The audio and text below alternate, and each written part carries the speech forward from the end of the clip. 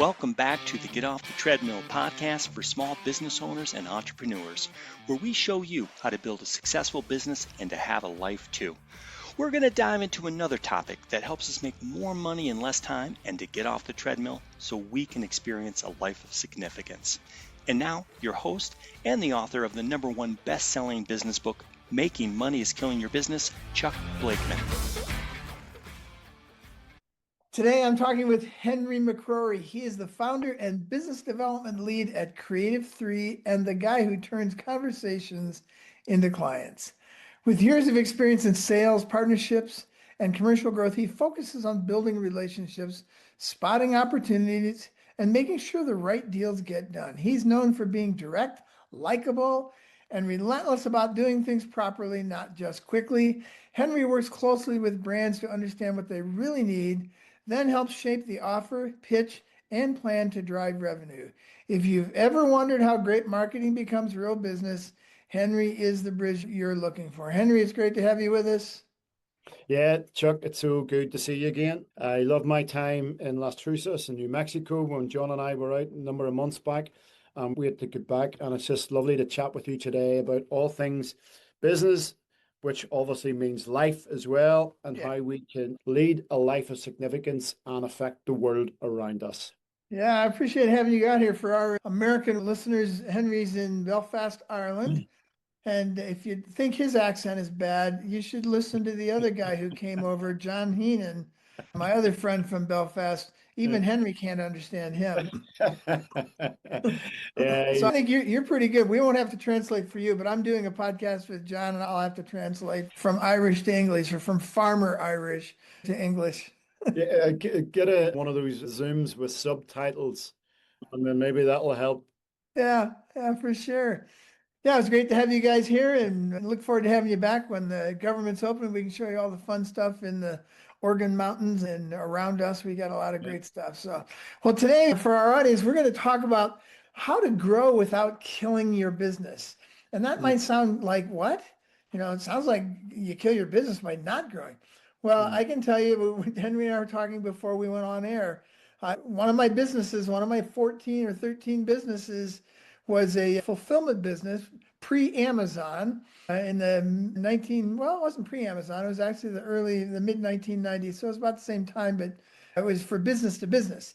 And we bought a little business that was losing money for like 11 years in a row. We bought it for nothing, and basically nothing, and grew it from like 1 million to 9 million in 3 years and had to sell it in a fire sale. And the reason was because we had grown not too fast, but we had grown out of balance. And we want to talk about that because people think you can grow too fast. I don't think you can. I think it's really hard to grow fast. But Amazon proved you could grow really fast. The key thing here is there's a whole bunch of things we have to keep in balance while we grow. And there's processes and procedures for making sure that happens. And Henry, I bring that up because I know today you guys, you mentioned this last year, you guys have kind of gone through a growth spurt. You moved back into Belfast from the outskirts and you got noticed again. And so you're going through some of this pain. So tell me about your growth, a little bit about it and what your pain is. We can do the fun stuff as well, but what's your pain? Yeah, the pain, we actually had a bit of a dip. We nearly lost our business back in the recession of 2008 to 12, and it was like a slow death. And we obviously run a digital agency here in Northern Ireland, and we had to restructure ourselves back towards actually building the business up from the ground up, which we did up until about 4 years back. And we had this, and this is what I want to get into as well. We got into this whacked idea that we had a dream which the building you've been in. We wanted to run our digital agency, which was going well, above a trendy coffee shop. We would have people come in, have beautiful coffee, do this, do that, and do the other. It was gorgeous. I loved it. Yeah, no, everything about it was gorgeous. Unfortunately, it didn't work. No, timing is everything, right? Hello, we got ourselves a nice big fat recession and all kinds of other nonsense. COVID. Yeah. Oh no, COVID came and it really sort of cleaned us out. Yeah. But the good thing is these things will either help affect you emotionally in the negative, or that you can actually take the information and the hurt and the pain and actually restructure it towards growth. So over the last couple of years, we've been working our way back towards after the coffee shop debacle. We knew we needed to get back into where the conversations were happening. So we need to get back into Belfast. And now at that particular time, we had maybe a team of 5 or 6. So now we've doubled that back again. And I think it was you that actually says a lot of people that when they're thinking about growth, when you get more work, they just throw a body at it. There's no process, there's no visualization, what that person looks like. Do they fit the culture? Do they have the skill set? So we tried to implement that over the last sort of year based on the recession nearly going down, and then the coffee shop nearly putting our lights out. But we've used this experience and the pain that we are having at the minute. We've actually just had 3 new starts in the last 2 weeks. New employees. Yeah, 2 media buyers and 1 appointment setter. So now that we've got a double team, so the organization side of that has got a bit.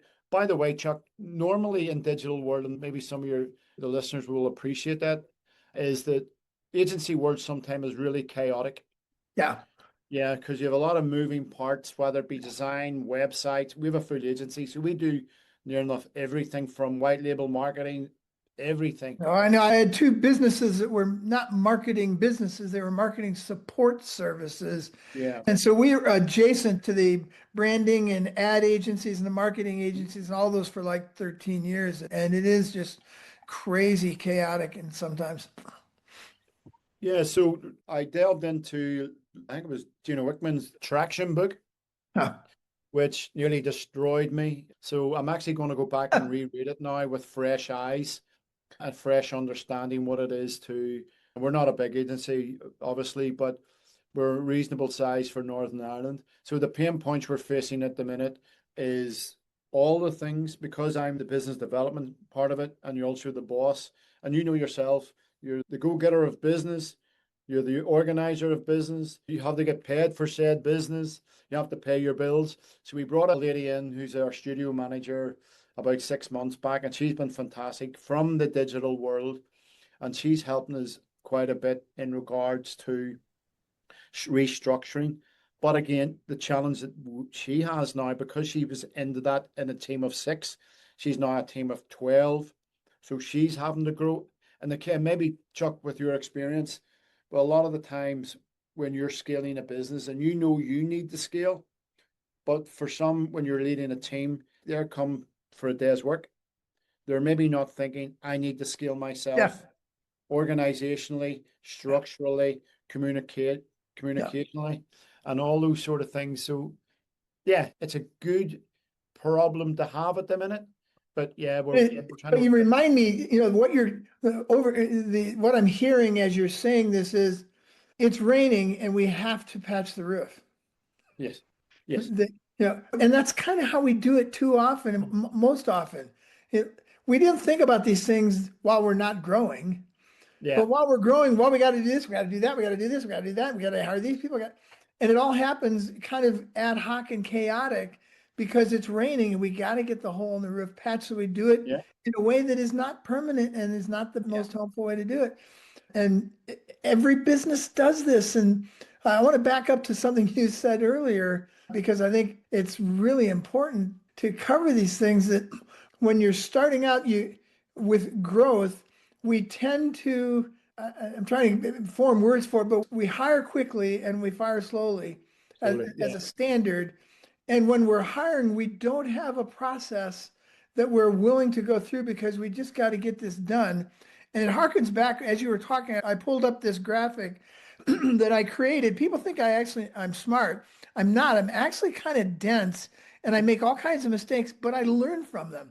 And then I come up with illustrations and tools and things, and people are like, wow, you just pulled that out of your no, I actually had to do that in order to survive. So here's one I learned from that business I talked about right up front, where we went from 1 million to 9 million and had to sell it in a fire sale because we were growing out of balance. That's the problem. It's not fast growth that will kill you. I hear that all the time.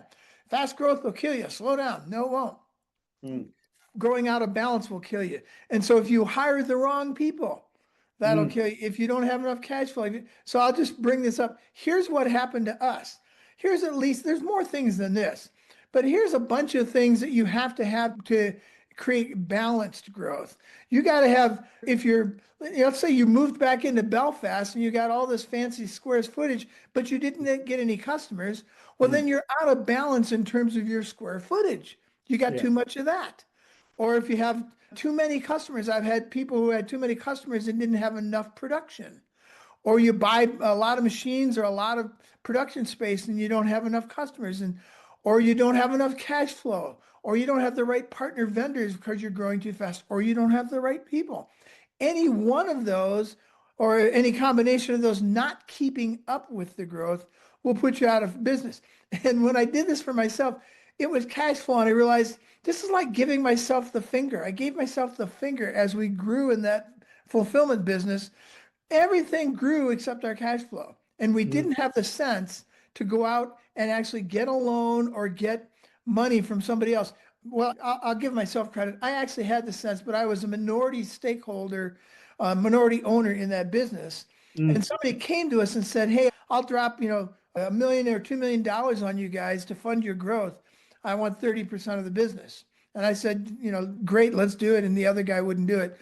And a year later, we were out of business because we didn't take that money. So this is the problem you're facing right now, is you've got to figure out how to keep all these things in balance. And what I'm hearing you saying is the staff thing right now has been one of those things that is you got to keep up with that, or it's going to hurt your growth.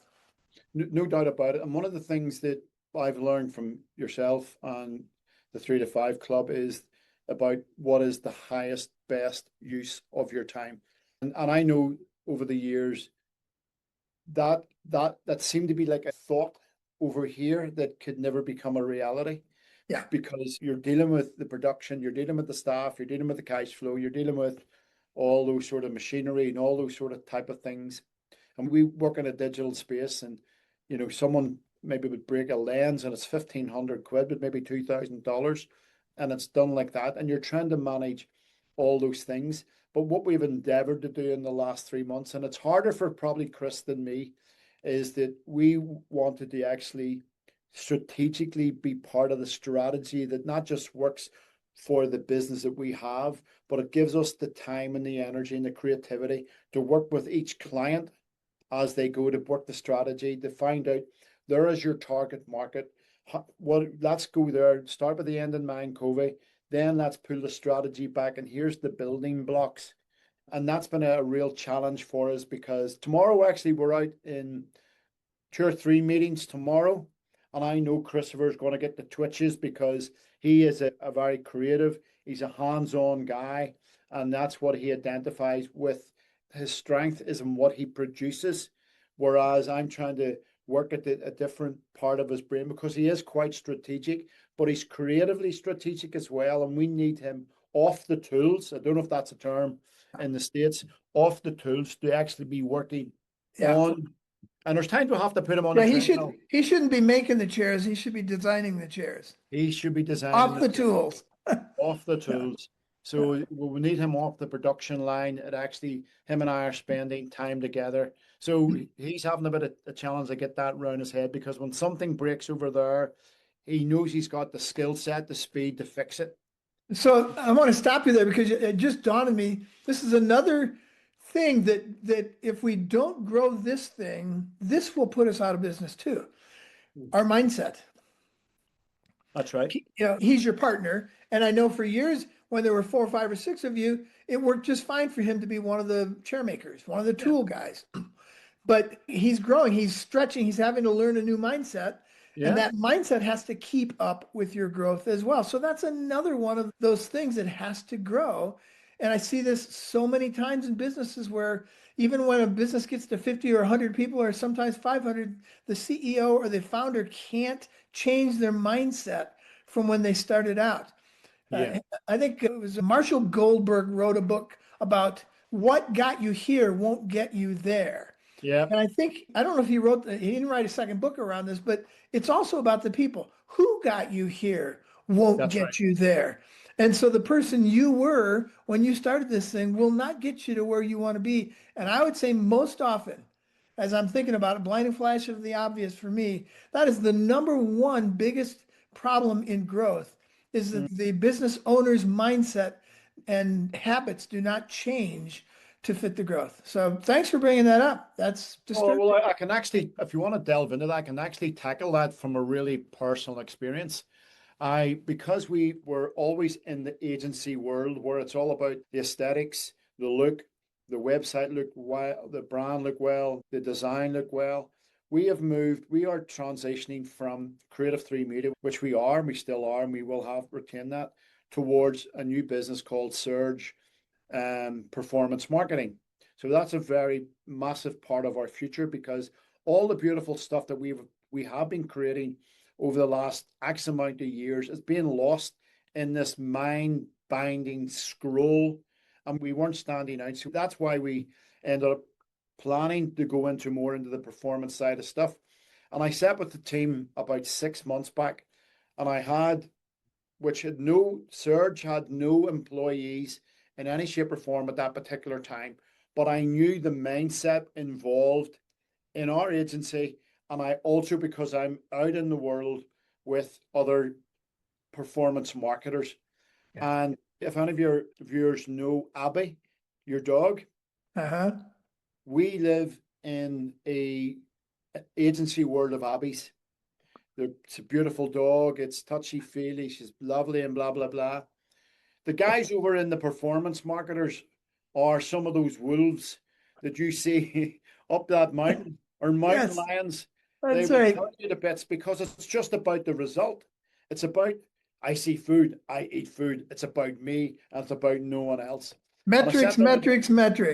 That's it. It's about, if I spend £5, I get 20 back. That's it's not right. About, I don't care about my nice website. I couldn't care what the website looks like.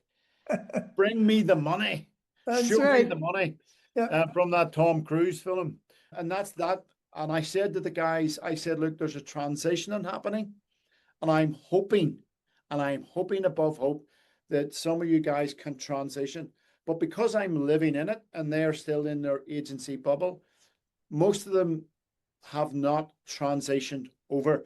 So I still retain, obviously, the Creative 3 business, but I've had to go and get mountain lions. I've had to go and bring part of the team, some guys who just think hook, story, conversion. Not this is what it looks like. Hook, story, conversion. Yeah. And it's that works, that resonates, bang. Let's measure, tweak, and change. Did it work? No. Why did it not work? And it's all this straight to market. Was the targeting off? Was the storyline off? Was all those sort of things that we now have to deal with. And that's been a challenge for some of them. So we've had to go and bring some other members of the team who just think conversion, that'll work, that'll not work. Yeah. That's what, so. So I think this is really helpful in terms of that mindset I mentioned before, because I'm guessing a lot of business owners are really good at doing that with their product or their service. Yeah. They're figuring, what is the new hook? How do I make my chair look different this year? That's Did that right. work? How do I convert people? And they're regularly okay with changing their product or their service. Mm. And we need to have that same mindset for ourselves as we grow. And that's tougher than just changing my product. So what are some of the tools? We have a lot of tools I developed for myself to handle these things as I went through catastrophes like that. What are some of the tools that you're going to use or that you would recommend to help people manage the growth? Planning, the planning side of it, the structural side of it, outside eyes, which we have. And I sat down with John and some of the guys from our own 3 to 5 club. And my first draft of a 2-page strategic plan went up in smoke, because in a nice way for the viewers, they're stunning people, but some of them very successful, and they were very, very helpful in helping me structure a 2-page strategic plan. And a lot of the times I have to have different plans for different things. And it's taught me over this last couple of years to think more strategic in my thinking from living. And it's not something you associate with creatives, by the way. And because we all are about creative, and it's the next shiny thing. So I've had to be more specific on being around 3 to 5 club, a 2-page strategic plan, Gino Wickman. I've at that didn't want to read it again because it killed me, because it challenged everything about my creative world. But he more or less basically said, if you have no strategy, you have nothing. You have no business. So I've had to go and learn and educate myself on to be more strategic, look at different models. How does that work? And to be honest, Chuck, that's really helped me, not just from a business perspective, it's helped me from a strategic perspective. In fact, I just read a statistic the other day that there's 300 new products come to market every single year. 5 to 10% are a success. And I delved more into it, and the 90 to 95% unsuccessful was lack of positioning of product, not knowing your market, not knowing, just not getting in right in front of the right people. Well, I wanted to stop you there for a second because you mentioned a couple of things for our listeners and for our viewers. We do this on YouTube. So if you're not seeing these illustrations, go over to YouTube and listen and watch. But I showed that earlier illustration. You mentioned 3 to 5 clubs. We have 3 to 5 clubs in different places around the world for small business owners to get with other people who do what they do and be able to let their hair down and say, hey, I got a question. Because you can't do that with your customers. They want to think you know everything. And then you also mentioned this thing called 2-page. Yep. 2-page strategic plan. And so here's just page 2. I'll just tease our listeners with page 2. Again, I developed this for myself. It's not something we developed to sell on the internet. I needed to figure out how to create a simple strategic planning process because the 12-page or 20-page business plan was just nonsense. I don't ever do one of those. They just don't work. We got it down to 2 pages, and page 2 is really where the rubber meets the road. What are we going to do in 12 months? What are we going to do to get that done in the next 3 months? And if we got 3 months to do that, what are we going to do this month? And if that's what we're going to do this month, then what should we do this week?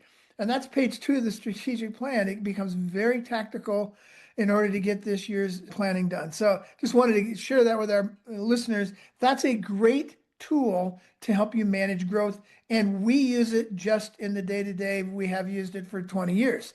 It's a tremendous tool for growth. And then you mentioned planning, other kinds of planning. We talk about processes. Share a little bit about how you deal with processes, because those get blown up as you grow too.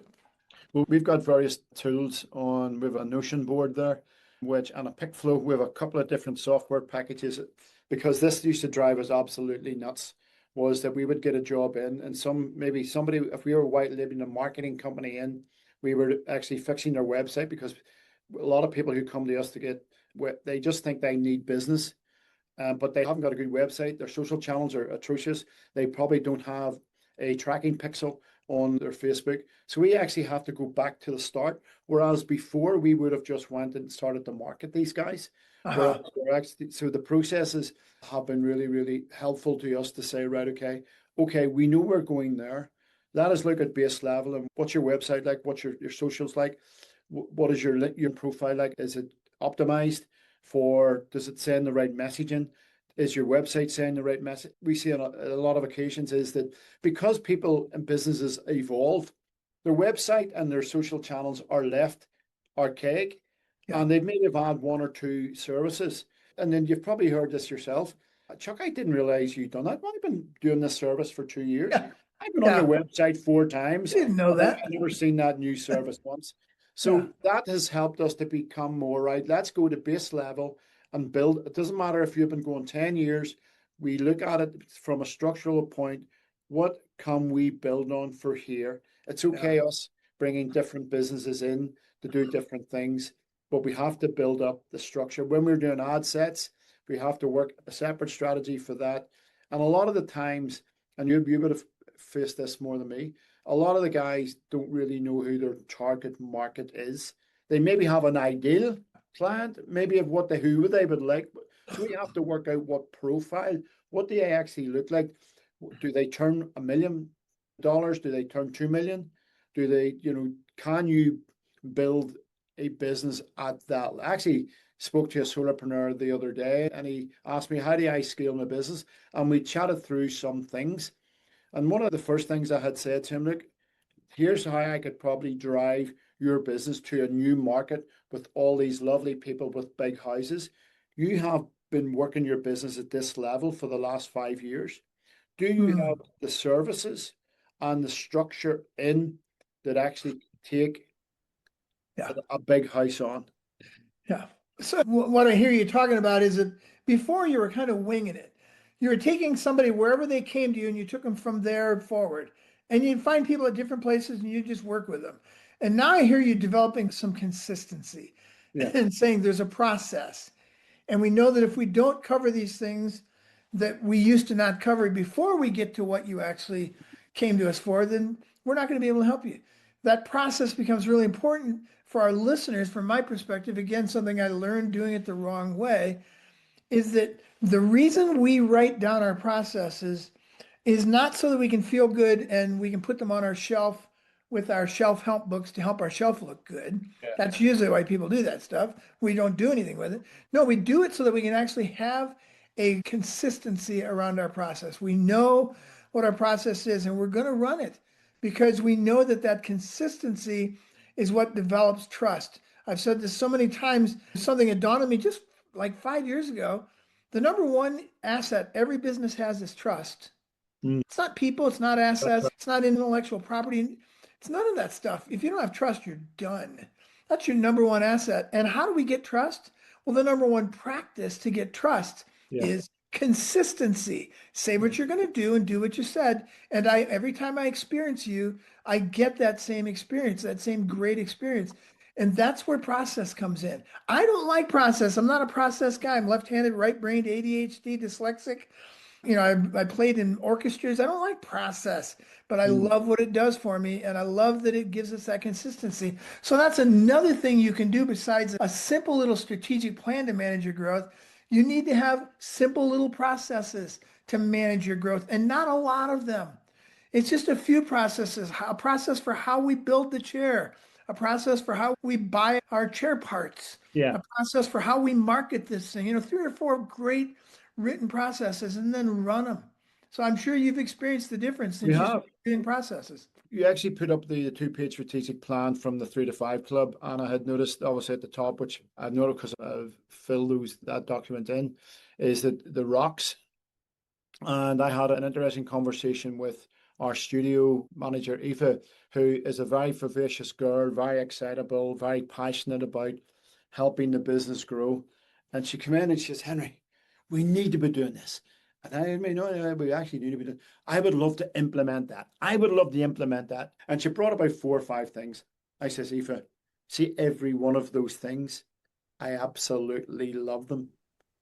Implement one. Take one of the most productive things that you think about it, put them all down, write them all down, and think, here's a big rock that I would love. And here's me, work that, get that into our system, into our structure. Then we can build on that. For you, you're going to get frustrated if you lift it or try to implement that into, you're passionate about it.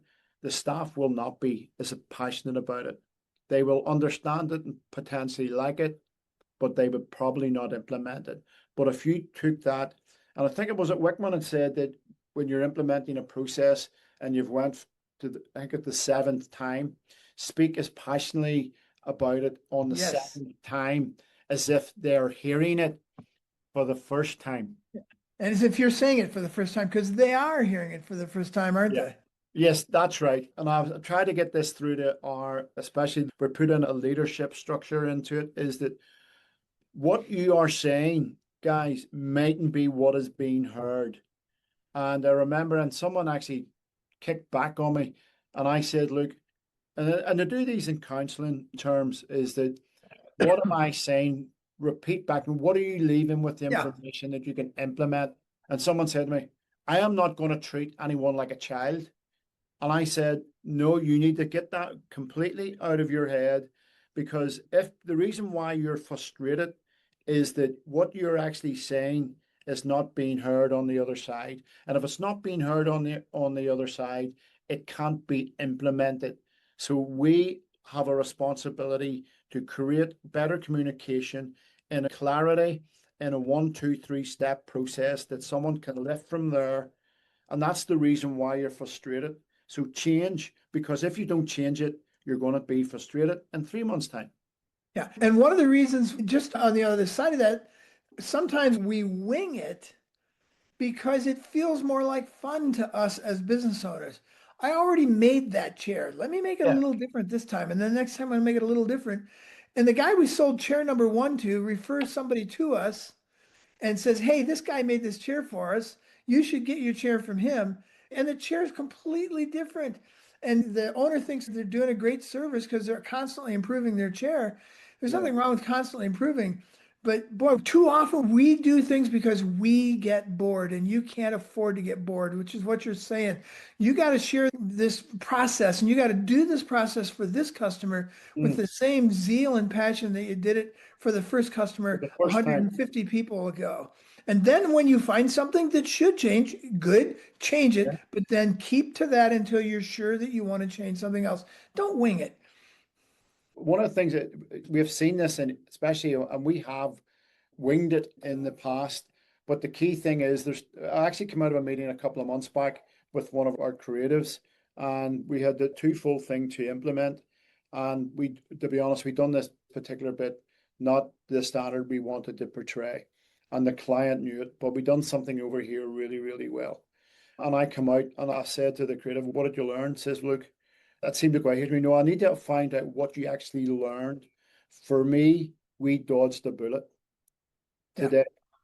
We got by on relationship is one thing we got because we built a rapport with the Yep. client. We didn't fulfill the brief. The reality is you winged it in that particular way and you done a piss poor job. The reality is for the next time, you need to go and research what went wrong over here, still be as passionate about this part of the job. If you cannot do this or whatever, you need to tell me up front. And this is one of the things I'm facing now, especially with the younger generation. They do want to lift the phone. They want to send emails. They want to send text messages, but they won't lift the phone. And now I'm trying to get people, and it's tiresome and it's boring and it's time effective. But the reality is, if we don't fix that, we're destined. We don't learn from the past. We are destined to repeat it. And all the more, Henry, when you start growing, it's one thing to wing it when you're getting one customer a week and you can make your chair in 3 days. Yeah. Then you can kind of, but it's another thing to wing it when you just hired 3 new people who really don't know how to make the chairs and you Yeah. got 27 back ordered for chairs. You better have that written down. And so the question is, when is the right time to develop your 2-page strategic plan and what we call your freedom maps, your maps that free you up to really be consistent, those processes? When's the best time to do that? While it's raining or before Yeah. it rains? And again, we don't have time. I don't have time to develop my process. I'm too busy making chairs. Yeah. Well, good That's luck right. with that when you get to the point where you can't make all the chairs and you got to hire somebody. Now you're winging it. So it's dual tracking. You got to make the chair and you got to write your process down so that you can train somebody else to do it. Well, So we're kind of cohesion. running out of time here, but you mentioned one other way in which you were having growth pangs, and that was hiring people. And so I'll kill two birds with one stone here. That is Yeah. another thing. If you don't hire well, that will kill your growth as well. Or if you hire too slowly. And frankly, if you hire too fast, even while you're growing, we always have more time than we think. I'll put this up and scare some people with this who are watching via YouTube. We talked about writing your processes down. This is an example. This is a more complicated process than I normally want to show people. It's 11 steps. Here's how we hire people. And we wrote this down before it started raining. So when we had growth, we could hire people based on this map and on this experience that we'd already had. We tested it before we had to grow. And we have this 11-step process that works really well in helping people grow. And we can just kind of drop the people into this process, and it actually takes less time than winging it used to. So I just wanted to show people that as an example of a simple process that you should have for how you make your chairs and how you order the parts for your chairs and how you market your chairs, market and sell your chairs, and maybe one or two other processes. Don't go nuts. That's where we get into problems. We think we have to map everything that happens. No, we should only map the things that are already broken or the things that are guaranteed to break in. That's going to be very few really important maps. After 20 years in business, we probably have 6 or 7 maps that we follow slavishly. And then we have other maps we develop for new things, but then they fall by the wayside because nothing's broken. We don't need it. So I just wanted to give people an example of that as well.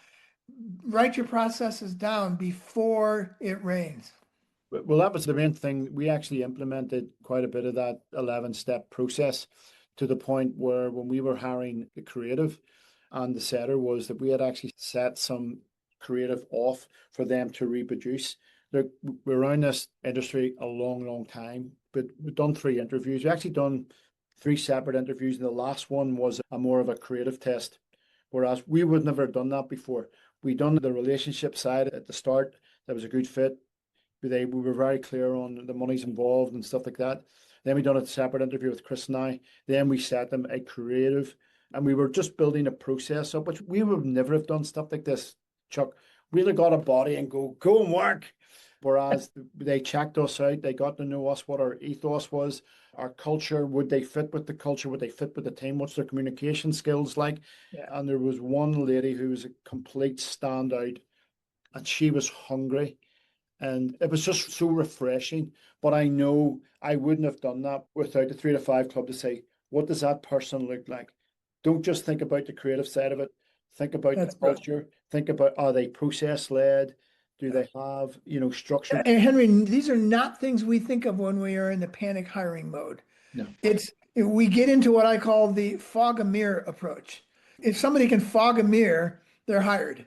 Yeah. That's, are you a warm body? We'll hire you. It's too late. Yeah, you got a pulse. It's the fog and mirror pulse. You're hired. Yeah. So, all right, there's a whole bunch of other things that we could talk about, but I think the principle we want to come out with this on how to grow without killing your business is simply, you've got to figure out how to pull everything up at once. You got to pull up your production, your finances, your staff, your processes, your planning, your marketing. They have to come up at the same time. And if any one of them outstrips the others and you leave some other things behind, you're going to be in trouble like we were. You're going to have to sell your business in a fire sale or some other catastrophic thing. So that's the message from today is you can grow fast, but make sure you pay attention to all aspects of your business while you're growing, because it's going to be easy to leave something behind. And the second message is figure this out before you grow, before it starts raining. Patch the hole in your roof and do it really well before it rains. And then you'll have a great time going forward. Henry, loved having you on. We're going to have you back to talk about things like marketing and sales and fun stuff like that. But this was a fun time. Look forward to having you back over here in the States, and we'll do this again. We will be over on the America side this year for sure. Brilliant. See you then. See you soon. Bye. Bless you. Give a love to Diane. That wraps up another episode of the Get Off the Treadmill podcast. If you found this podcast helpful, please subscribe and hit the like button to ensure you are receiving the latest tools you need to grow your business and to get off the treadmill. If you want more information on the 3 to 5 Club, the Crankset Group, or to book Chuck as a business advisor, speaker, or workshop leader, you can contact us at grow@cranksetgroup.com. Until next time, have a great week.